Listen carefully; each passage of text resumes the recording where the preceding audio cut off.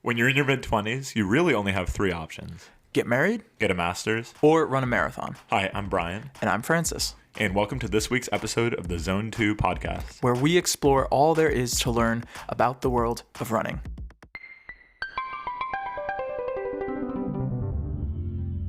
One of the best parts about living in Boston is getting to experience the start of spring about 3 times. This week was the second false spring of the year, but how did you enjoy the beautiful weather while it lasted?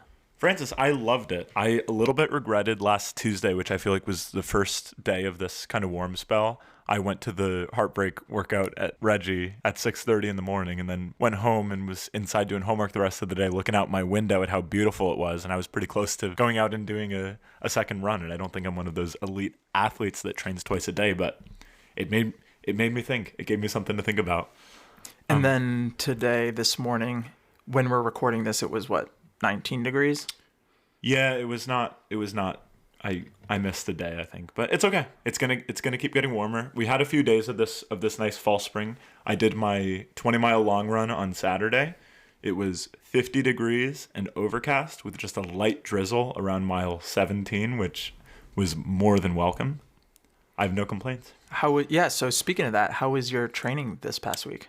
My training was good. I hit about 45 miles for the week with, like I said, the 20-mile long run. Longest long run to date, my first 20, which felt like a major landmark. It's a little bit hard to imagine going 6 further than that, but that's why we train. Also, I was aware that I was doing it on a bit of tired legs, so I think kind of acknowledging that taper will make me feel a little bit better when it comes time to race. So yeah, no, that's awesome. I know 20 miles is sort of like the big milestone in marathon training. Once you hit that, it's either like really scary or really invigorating, and it sounds like you have a really good outlook for your marathon training, and it sounds like you're excited to tackle it. Yeah, although I have to say, everybody talks about the distance of a marathon and how 20 miles is the halfway point, where those last 6 miles are the miles that you never train. You don't know what it's going to feel like. And you talk about this wall. First marathon training, I don't know about the wall. If you're listening and you've ran a marathon, you know about the wall. And you're like, oh, this kid does not know what's coming his way. But that's why we train. We'll see how it goes. I think you can do it. I appreciate that, Francis. I think you can do it. How was your week of training? My week was good. As you know, I've been dealing with some injuries, some pain. I know last week I was like, I don't have any pain anymore. And then I started running again this week and I was like, oh no, it's still there. It was definitely an interesting week. Had to cut a couple of the workouts slightly shorter, ran a total of 44 miles. One of the notable efforts this week was a speed workout that I did on Saturday. It was supposed to be a 3x3 mile, but it ended up being a 2x3 mile. But I still was able to maintain a pretty good pace. I saw some people that I knew out on the Charles, which was really cool. I will say it's really interesting. Who'd you see out on the Charles, Francis? Oh, shout out to Claire Tinker and Jesse Off. Yeah. They really pulled through for me. I will say it is interesting how much easier it is to run, especially at pace, when you see people cheering for you. And that is very promising for a marathon. So hopefully, when I run, I have strategic landmarks where I place people, or maybe I'll ask people to be in certain areas to kind of like help with motivation and morale. Yeah, we'll be out there. I'll probably have my chest painted for you. Oh, thank you. That's exactly what I need to see. Mile 20. He starts laughing, gets a cramp. or I just start screaming. I don't know. Hey, dude, it's uncharted territory. Yeah. Mile 20 in marathon, who knows what kind of headspace he's going to be in. This is true.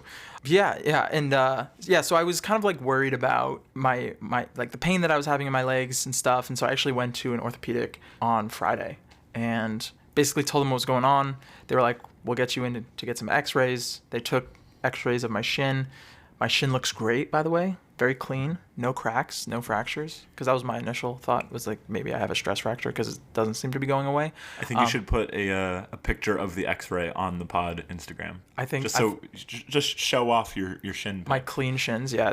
They're pretty good. But yeah, it was pretty much a slam dunk case of shin splints, which was a little annoying to hear because I know it's something that's like pretty preventable, and I know it's my own fault for getting them and just not putting in like the strength training that I needed to. But at least it's not something that's like, oh yeah, you can't run for the next like 6 weeks. So something I can deal with, something I can treat. But yeah, that was kind of my week. So Very cool. All right. Well, so far, I think every guest that we've brought on, including both Francis and myself as hosts, we are, I would say, later in life discoverers of running. late bloomers, I would say. Late bloomers. Yes. That's a nice way to put it. Yeah. This week's guest is a little bit different. And from what we can tell, running has been a core part of his personal and professional journey for a long time. So with that, we're going to be welcoming Nike EKIN, Heartbreak Boston coach, and former collegiate track athlete Russell Wells to the pod. Welcome, Russell. Thanks for coming on the pod. Francis, Brian, thank you for having me. I'm looking forward to it. So, Russell, it's clear that running has been a huge part of your life for a very long time. I was curious if you could just tell us a little bit about how you found your way into running and where your career has taken you. Yeah, I think my first track meet was in 4th grade. I did the triple jump and I did the hurdles. And I know this is an audio podcast, but for those at home, I'm 5'9" and kind of scrawny and super inflexible. So the triple jump and the hurdles weren't necessarily my strong suit. So I did pretty bad in youth track. And then I got to high school and didn't learn anything. And so I was still a hurdler when I did track in high school. And I think I need to confront my dad about this. But behind my back, he told the coach, like, please put Russell in anything else. So one day, to my surprise, we go to a meet and I'm in a mid-distance event. I'm in the 600. And right away, I beat more people in the 600 than I could have ever beat in the hurdles, even if I trained as a hurdler the rest of my life. So that kind of opened my eyes, like, all right, maybe you're more of a runner rather than a hurdler. Throughout the rest of high school, stuck with mid-distance events, ended up having the opportunity to run at both the University of Massachusetts and Boston College, which were both like fantastic experiences. And then post-collegiately, I've been running pretty casually, just trying to get in the miles, hop in races here and there, 5Ks. I've done a few half marathons, 1 marathon, but definitely not like my forte. So yeah, now it's all about like running for the exercise and fitness of it, without too many races on the calendar. Nice. And kind of like going off of the theme of transitioning from a runner in college and doing it competitively, you've also transitioned from athlete to coach to brand expert, and you work now at Nike as an EKIN. And how has running sort of evolved across those different roles? Yeah, I've gotten slower.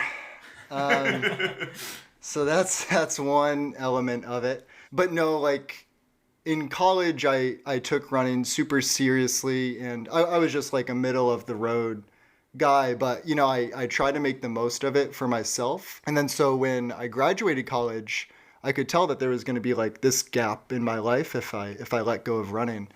So I was hired as a coach at Heartbreak, which helped me stay like tapped into the running scene in the least, and get to run with people still, even if it was just like once a week. It was a good social setting to run with people. And then ultimately, like that job at Heartbreak helped me get into a role at Nike, where now like running's very much so a part of my day and my night, and it is both a business and still an exercise for me. So I like get to see the whole like variation that running provides, and it's awesome. It's so cool too that you're able to work a job that lets you run and incorporate running into your professional life. I think when we had Ted on a few weeks ago, he talked about finding this balance as a young professional working and still trying to find time in your life to run, but you have found a career that lets you incorporate both things into one, which I think it's really something. There's no balance, and I wouldn't want it any other way. Yeah, like I literally get to go to work and run. Like when I show up to, we often do like demo runs with shops. And when I show up to a demo run, like I get to run, and like it's literally both work and it's play. It's sweet. With having it solely be running, like, is there any balance? And it sounds like there isn't, but that is an overwhelmingly good thing, because everyone talks about running as sort of like being a refresh, a way to sort of like, you know, clear your mind, that sort of thing. But, you know, when it's everything you're doing from the time you wake up, from the time you go to sleep, but it's something that you obviously like love so much, like that is I mean, that's what passion is. Yeah, I don't think there are too many people at Nike who don't love sport. To your point, like maybe it does seem like a lot to some people that like they lose that running as an outlet element if running was also part of their work. But yeah, I wouldn't want that. I want running like 24/7, so I'm all for it. Well, it sounds like you have found your calling, and you currently work for Nike as an EKIN, a position that's often considered the coolest job at Nike and also one of the coolest jobs that anyone can have. Can you tell us a little bit more about this role and kind of what you do? Yeah, for starters, I'll say that like folks at Nike who move on in their careers and get higher up positions, they sometimes come back and talk to us and they're like, can we switch jobs? Like, I want to be an EKIN again. It's definitely a job that I'm absolutely blessed to have, and I would highly recommend like anyone who's trying to get into the running industry. Like, it's a perfect starting point and really fun place to like show off your capabilities as a running marketing product expert while also having like a super fun time engaging with the running community every single day. So Nike EKIN is a role where you are supposed to know the story of Nike forward and backwards and then share that story with the consumer and running shop employees in specific for me. So like my job here in Boston and around New England is to go into different running shops like Heartbreak Hill, like Marathon Sports. I go into a few Fleet Feets as well, but you know, like third-party running shops. And your ultimate goal is to make sure that the employees are educated on the footwear. And then on top of that, you know, you help the stores do events so that they can kind of bring their product to life a little bit and do demo runs or do different fun activations with the consumer. Yeah, you mentioned knowing the story of Nike forwards and backwards. I think on Saturday, Francis goes, oh my God, I just realized that EKIN is just Nike spelled backwards. So Francis isn't the only person to catch that. After some thought, there was another brand, the EKIN program for Nike started in 1981. There was another brand who shortly after started their own EKIN program, not realizing that it was Nike backwards. They just thought it was some cool industry term. I will not say what that brand is just to not throw them under the bus. But so yes, the EKIN role is quite confusing at first glance to some, but yes, then it makes sense. Yes, it is Nike backwards. I'm sure a quick Google search could help you figure out what company Russell's referring to. Very cool. Yeah, so it sounds like you do a lot of different things as a part of your work day and as a part of your work week. So I guess I'm just curious in learning a little bit more about that in terms of if every day is the same. It sounds like that's certainly not the case, that every single day is a little bit different and your job takes you so many different places. Do you travel for Nike events outside of Massachusetts, or are you based entirely locally? What does that look like? I'm sure a lot of people have this in different jobs, but it is definitely one of those roles where no day is the same. And that's actually unfortunate for someone like myself. Like, I like to be a metronome. Like, I like to be Grant Fisher out there. You know, you're just clocking off day by day. Like, I'm all for consistency, and this job does not provide that. But obviously that provides a ton of fun as well. So yeah, my main job is to make sure that folks in running shops know Nike footwear. So when a consumer comes into the shop, that employee can really speak to the footwear and convey the technology that's in it. And on top of that, like ton of events as well. So yeah, a typical day might look like going into a running shop and then going to grab lunch for the employees. And then it's going home and kind of planning out a future activation, or it's studying up on product. And then Brian, what you alluded to, like sometimes it's getting on a flight and going to work an event. Like this past Saturday, I was up in Minnesota to work a track meet that Nike helped sponsor, which is a lot of fun. So like you're cheering on kids and you're making sure that they are having a good time throughout the track meet. And so different stuff like that pops up where, yeah, you got to travel and engage with the athlete. So you talk a lot about the sort of brand to consumer relationship and how you're communicating sort of the story of Nike, the products that Nike has. Does it ever go the other direction? Do you ever communicate from the consumer back to the brand? Like, how does the feedback for different products work? I'll say that some of the product folks who work for Nike are the most humble people I've ever met. Like, I would imagine when I first got to Nike that folks who are working on running shoes for Nike should walk into any room and think that they know more about shoes than anyone else, right? That's probably, it's fair to think that they would think that, if that makes sense. You know, they should walk into a room and think that they know more about running shoes than anyone else. They are the complete opposite. They never stop asking what you think, what I think, what he or she thinks about running shoes and about like what's feeling good for them. What do they have in their rotation? Like what would they want to see better? Like they are constantly, the product folks at Nike are constantly like engaging with runners, asking them what they want to see. And it's so awesome. So how that reflects in my job is like pretty minimal in terms of like what Nike is doing on a broad scale. So like there are insight teams at Nike dedicated to setting up meetings with runners, asking them their opinions about shoes. And they're doing it like right now in multiple countries, in multiple cities in the US. So when I gather like at different group runs and demo runs does go into the insights team. But I can assure you like there are specific people at Nike dedicated towards gathering insights, then sending it back to the product team. I feel like that's a good quality though. Like you're saying, obviously these people should assume that they know the most about shoes in the room. But I think it's a really good quality to be constantly asking those questions. How can we make our product better? How can we make the best product possible, especially in a market that is like extremely competitive and the margins are, you know, pretty thin and that sort of thing. So we've been dancing around the topic of footwear a decent bit. Obviously you work for Nike. You are a performance running EKIN. So your specialty, your bread and butter is running shoes.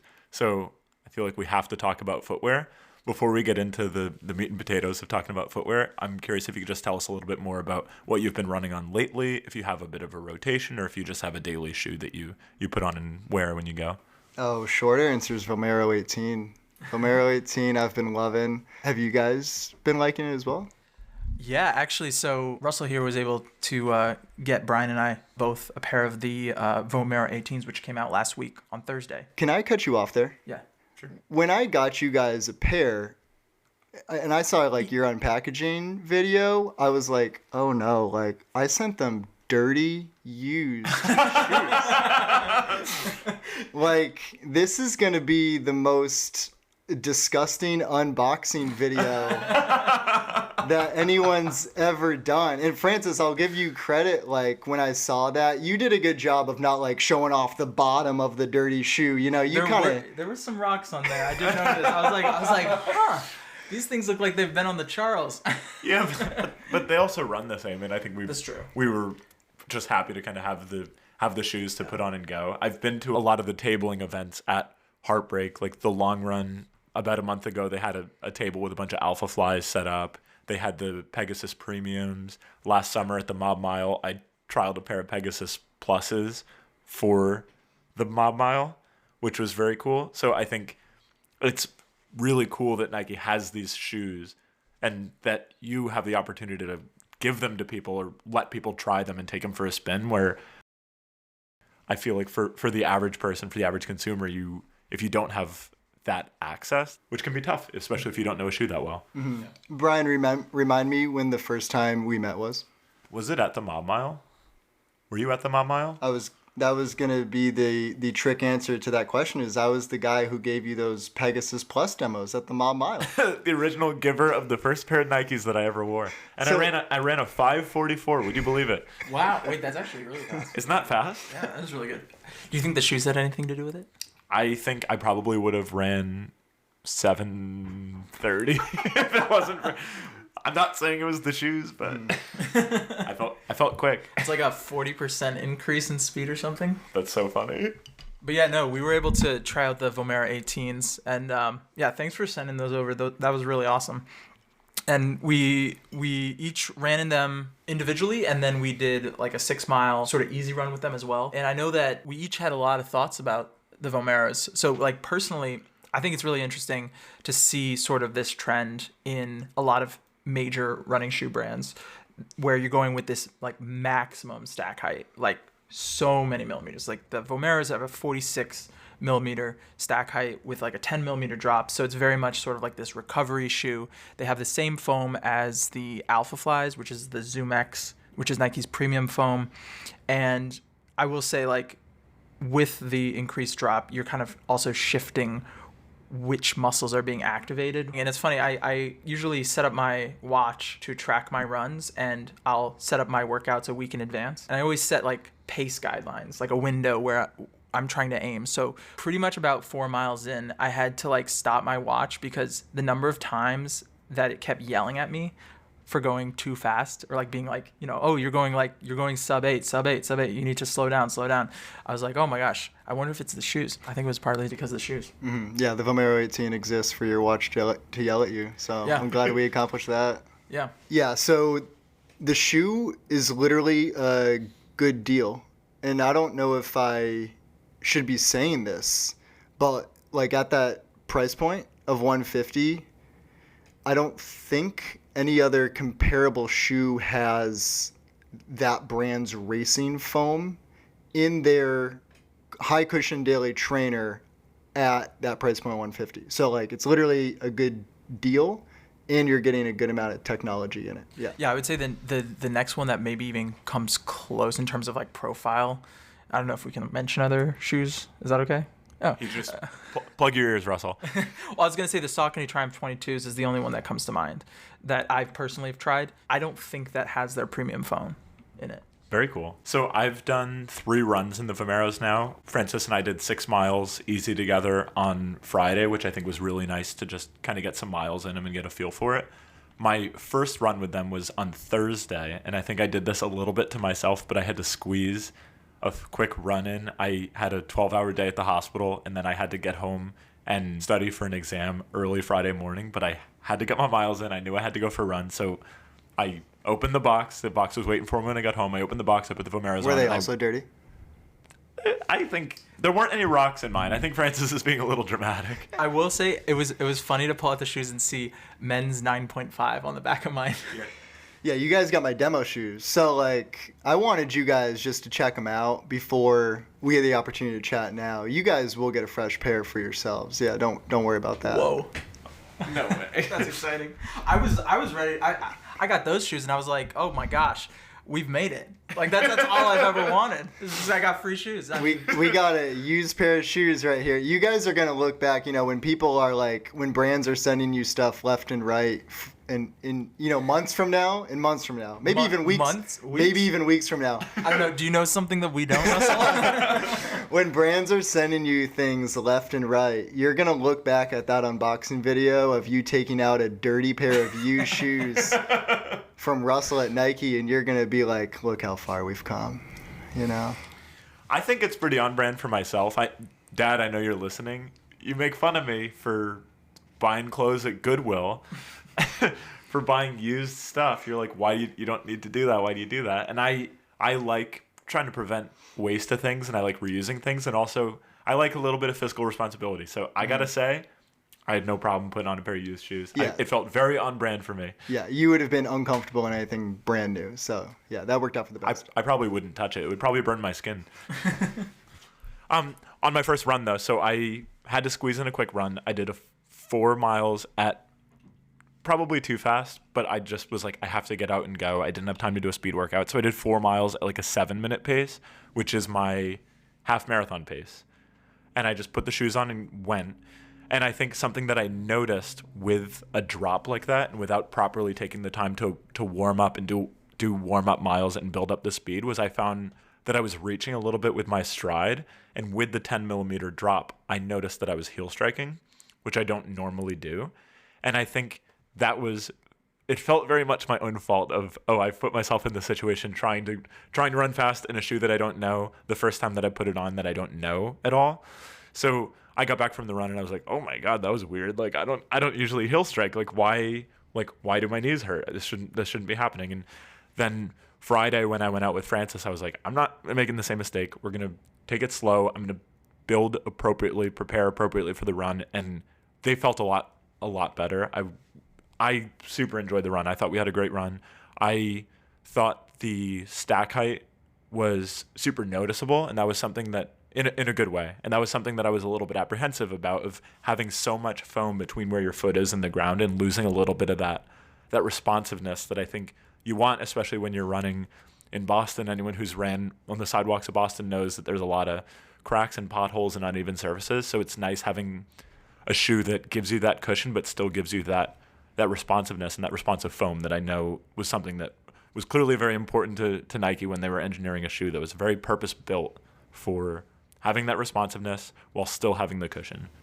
Yeah, I will say that a higher stack height shoe is fairly new for Nike. I think Nike actually does a pretty good job, at least in the past 5 to 10 years, of being the lower profile shoe option. Shout out to Haley on the previous episode, just buying a bunch of Pegasus over and over again. The Pegasus is a great example of like someone who doesn't want a ton of shoe, being a very good option for them. So yeah, this new Vomero 18, or the new update for the Vomero, is kind of in newer waters for Nike's maximum cushioning. We've had the Invincible in the past, but that was designed in a little bit of a more unique way, whereas the Vomero is a little bit more of a standard fit, I would say. So yeah, that you said, Brian, that like you aren't used to that higher stack height, and yeah, it's a little bit new to Nike's daily training lineup as well. But like I think we like hit it out of the park on this one. Yeah, I was super impressed. It's clearly a very well engineered shoe, and I noticed too before I even went out the door, just getting my foot in the shoe, you have that super soft upper. It's really nice. It's just a very pleasant shoe to put on, and I think having that 10 millimeter drop too, like Francis was saying, it sits your body forward in a little bit more of an aggressive position that kind of, it's almost like giving you a shove in the back and helps you kind of get moving. It's almost impossible to not run in them when you have your shoe on. Yeah, what you guys are feeling there might be the rocker. So the drop of 10 actually isn't that crazy. Like most daily trainers range from 8, 10, 12. You do see a few like 6s and 4s on the market, but those are rare. And then obviously some brands are 0, but those are like super niche. So 10, although on the higher side, isn't crazy by any means. Just the rocker on the Vomero 18 is pretty aggressive. So that's probably what you feel like when you're ready to like feel your forefoot a little more. Like it's probably the rocker who's putting you there. And is that an updated geometry from the previous version? Yes, rockers are not new to the running industry at all. Pretty much every brand has some sort of rocker geometry somewhere in their shoe lineup. So like not every shoe is going to have it, but most brands make a few shoes that have a rocker. And a rocker is just the concept of like not being perfectly flat. So like a flip-flop is perfectly flat, whereas a lot of running shoes, like, as you see, have like some curvature, like a U on the bottom, and it's just up to the brand and the product teams for specific products to determine how aggressive that U is gonna be. So on the Vomero 18, that rocker's on the more aggressive side. Yeah, well, I guess to kind of increase the scope, like where does this shoe kind of sit in someone's rotation? Yes, great question. So the Vomero 18 from Nike is a high cushion neutral trainer. So it is meant for daily miles for someone who is more of a neutral foot strike, so they do not need any support. Support is probably one of the more confusing words in the running industry. Support means a lot of things to a lot of different people. How I think of support and how I think the majority of the industry uses support is protecting against overpronation. So shoes that have support are usually shoes that have something that slows you down from rolling inwards too far. So anyways, going back to the Vomero 18 does not have any sort of overpronation support, which is usually good for the majority of people. The majority of people do not overpronate and do not need a shoe to protect you against that. And then this is on the higher cushion side of things. So for people who want more stuff in between your foot in the ground, the shoe provides that. Just to clarify, Russell is talking about physical support in the shoe. If you're looking for emotional support, the Vomero is still a viable option. You can absolutely cuddle with your new pair of Vomeros. Just if Russell sends you a used pair, you probably don't want to bring him to bed with you. So let's take a step back from talking about the Vomero.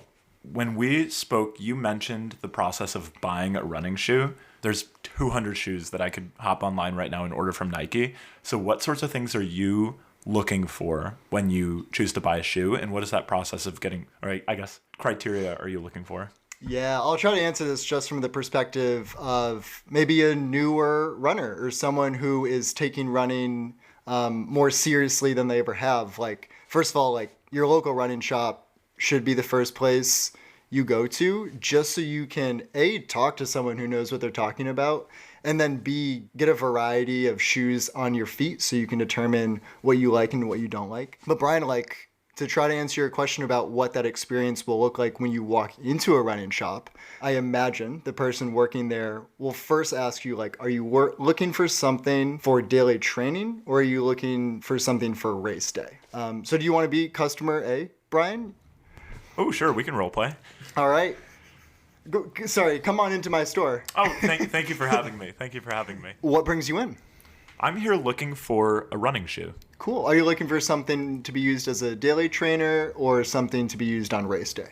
I think more of a daily trainer. I really don't like running, and I don't really want to run, but I've been telling my wife that I've been going out running every day, but I think every time I go out of the house and I go around the corner, I just walk because I don't want to run. So it's really more of a walking shoe, but I have to be able to run from my house to the end of the block. Understood. Yeah, and who knows, maybe your wife like leaves the house someday and sees you on the street. You got to be able to like put it in motion pretty quickly. Yeah, I want to be able to accelerate 0 to 60 in nothing. No Okay. time. Yeah, no, we certainly have you covered there. Would you want some level of pronation support in your shoe, or would you rather it be a neutral shoe? Let's say I wanted some pronation support, yeah. Right. Okay, nice. And then if you need a shoe with pronation support, would you want a shoe that has a good amount of cushioning, or a shoe that has a lower amount of cushioning and allows you to feel the ground a little bit? Let's go for some cushioning. That sounds really nice. Okay, nice. Let me go find you a few options. Cut to Cut. sales associate returning the option. Nice. So what just happened there in that scenario is that I categorized you. And so when you walk into a running store, that's what you're trying to accomplish. You're trying to be categorized. And I mean that in the best way possible. So like what we just did with Brian was that we found out, A, he was looking for a daily trainer rather than a racing shoe. We found out that he wants some level of pronation support rather than a neutral shoe.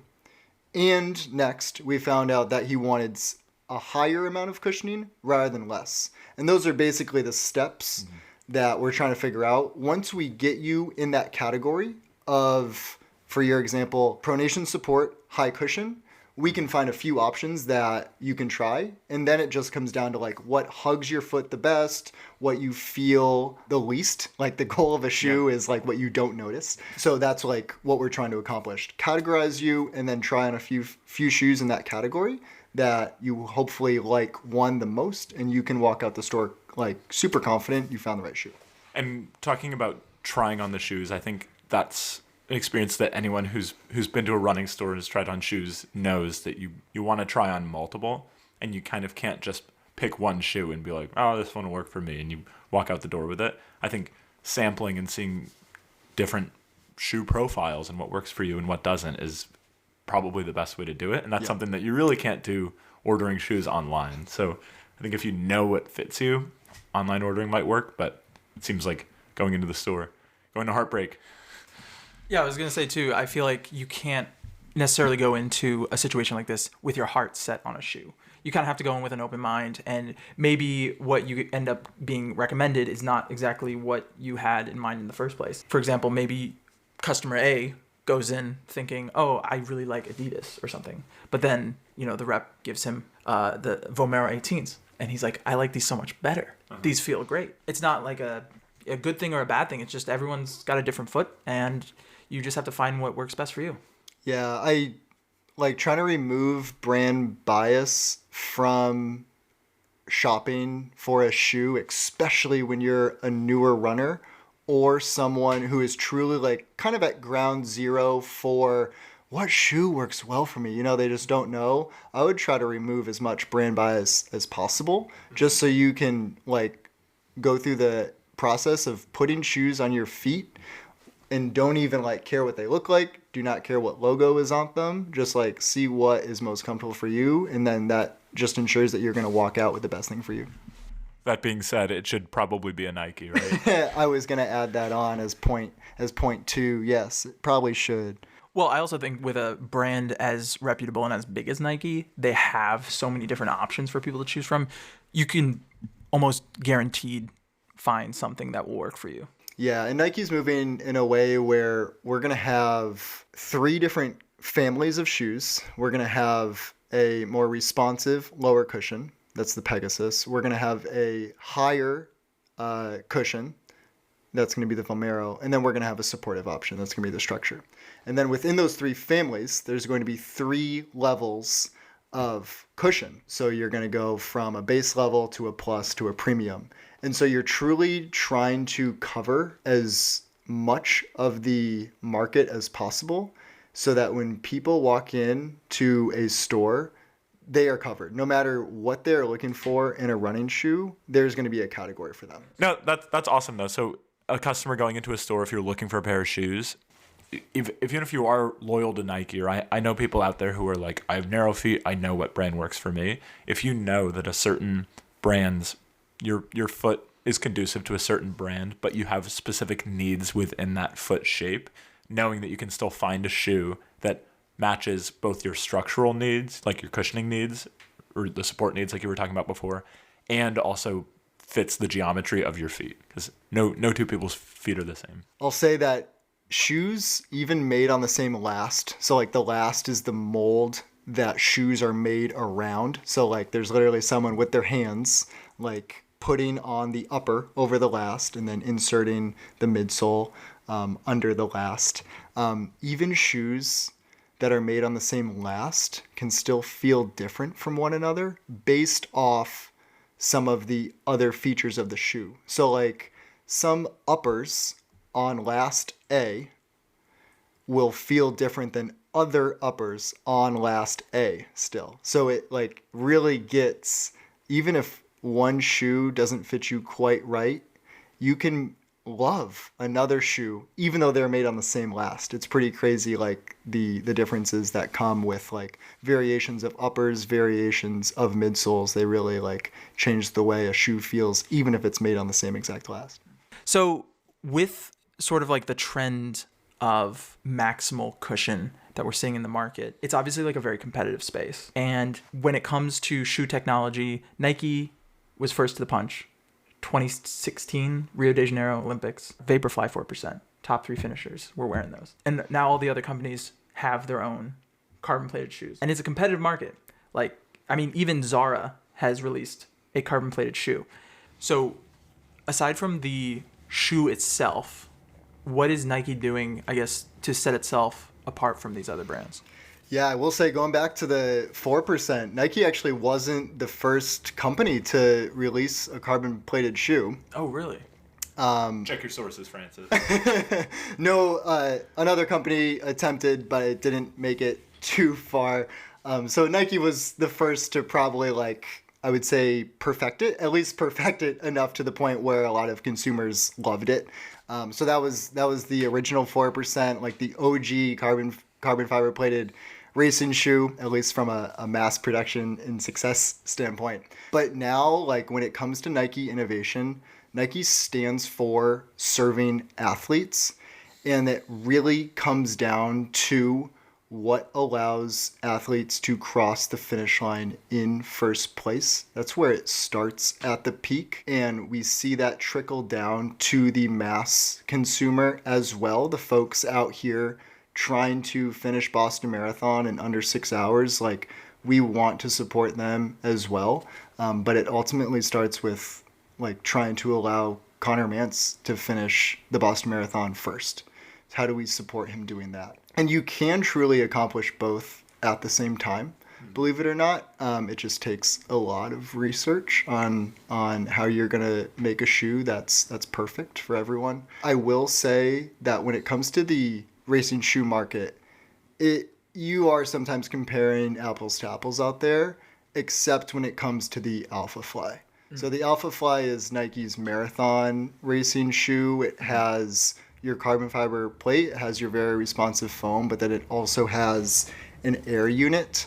If I walk into a running store and I drop a little metal ball on every single foam in the store, that metal ball is going to come up maybe 60% of the way, maybe 70% of the way, maybe 80% of the way. You know, it's going to be 80% responsive, a lot of foams. Air is 95% responsive, so it's way more responsive than any other foam on the market, including Nike's foam. So like air is definitely one way that we differentiate ourselves and make a highly, highly responsive shoe. And for people listening, Russell's holding a little tiny orange pod. If you Google Alpha Fly and you look at the profile of this shoe, you'll be able to see sort of this like orange capsule in the forefoot of the shoe itself, and that, I'm assuming, is just an air pocket filled with, what are those, like little threads?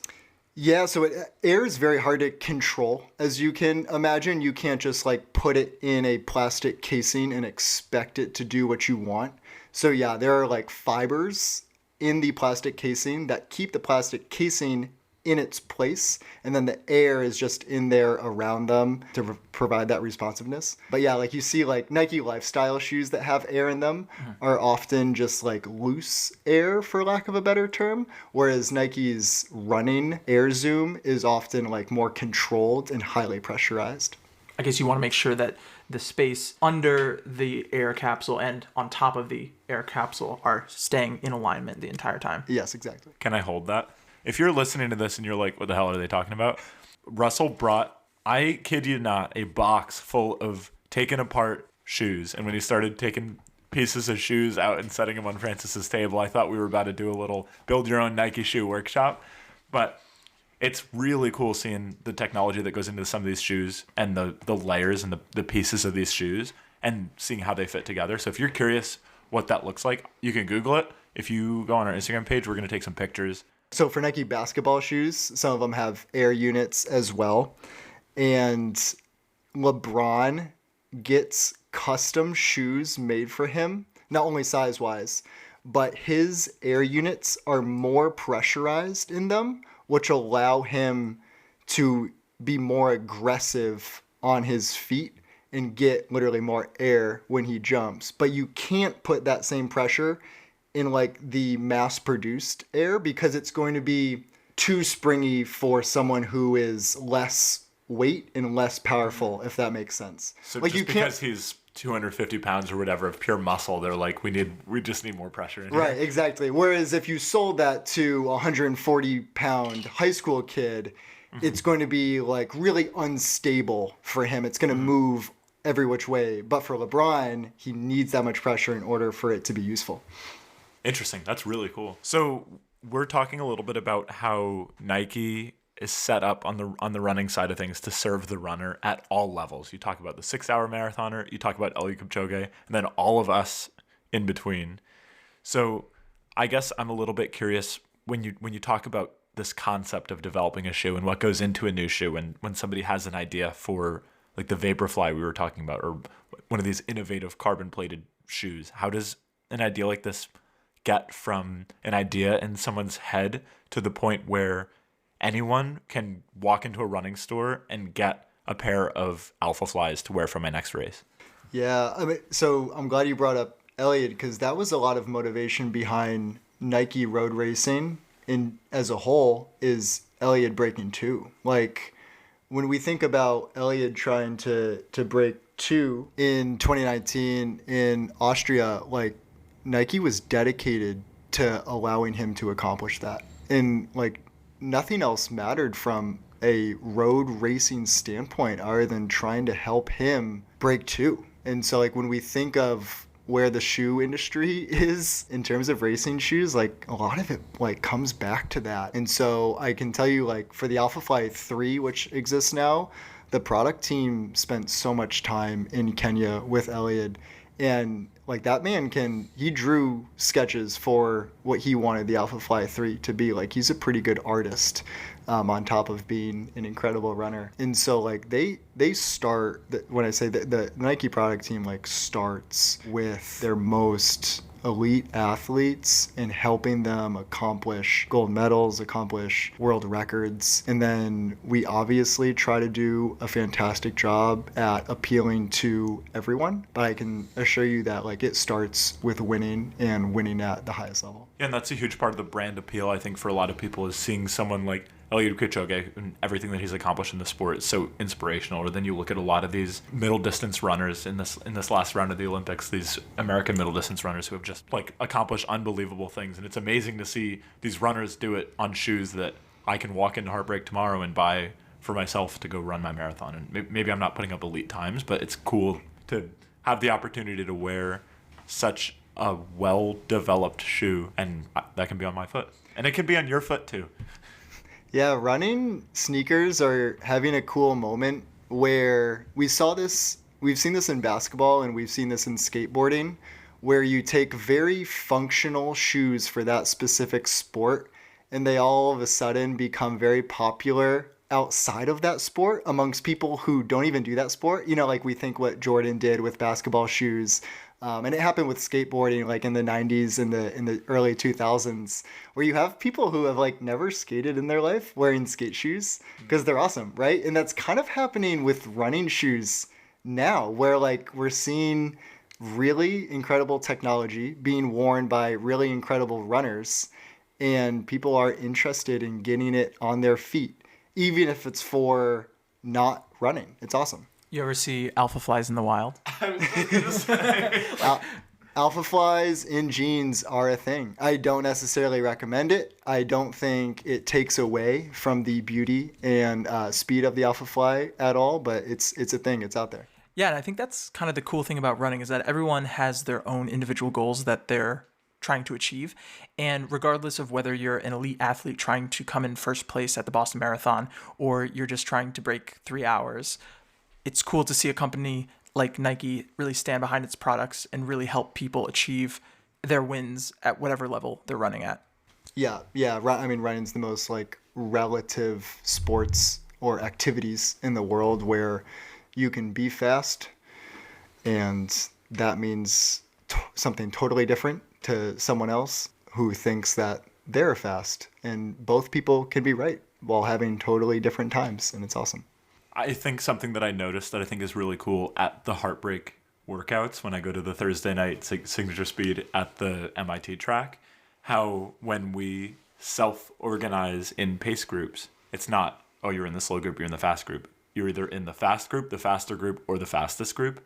But there's this idea that no matter what level you're at, everybody is competing against themselves and striving for their own goals. And everybody's goals might be different, but it's really cool to be a part of a company that clearly puts so much value on every single person, no matter what level you're at, having the tools that they need to accomplish their own goals.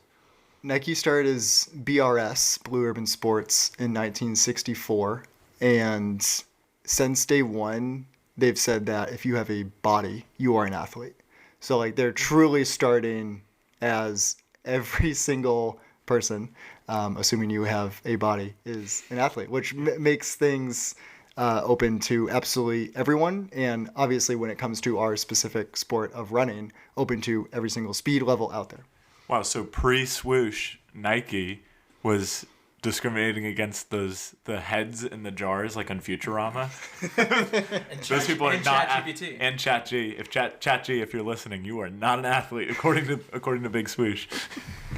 That's fair. Next time, I feel like once ChatGPT wins a marathon, then we can kind of hang up the shoes, because at that point, what can we do? At least have them on.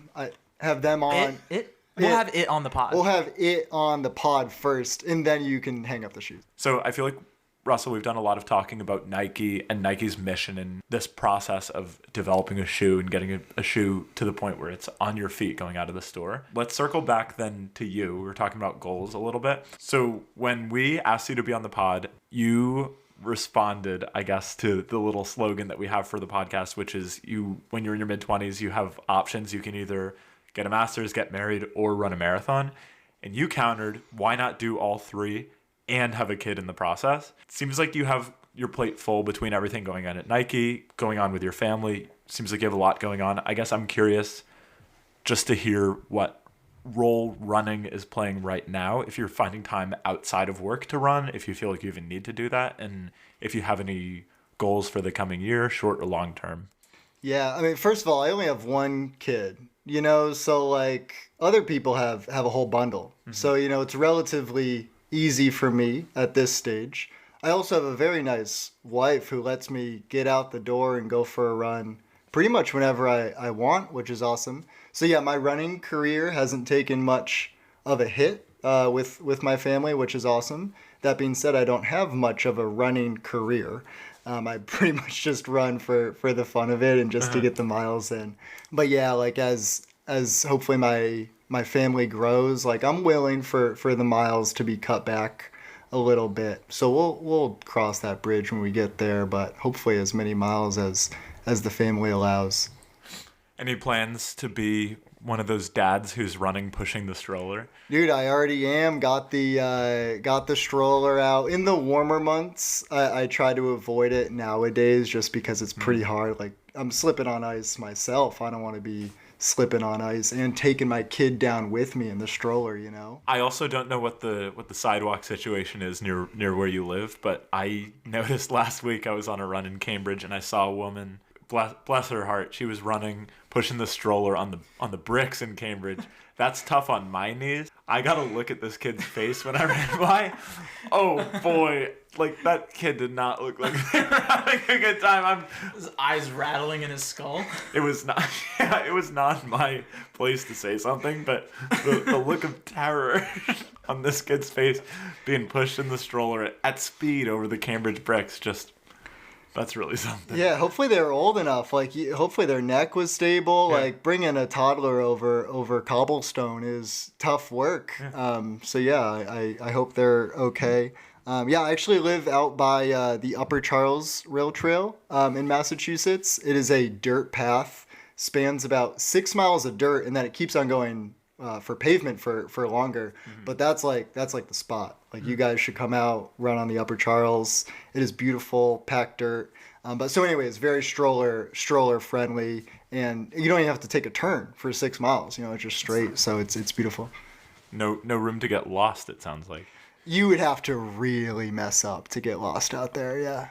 Wonderful. Well, on that note, Russell, it has been an absolute pleasure having you on the podcast. Always a pleasure to talk about shoes and all the non-shoe things and aspects of running. And we really appreciate you making time out of your day and out of your week to spend some time chatting with us. Yeah, and thanks again for the shoes. They feel great. And maybe at some point we'll see you out on the rail trail.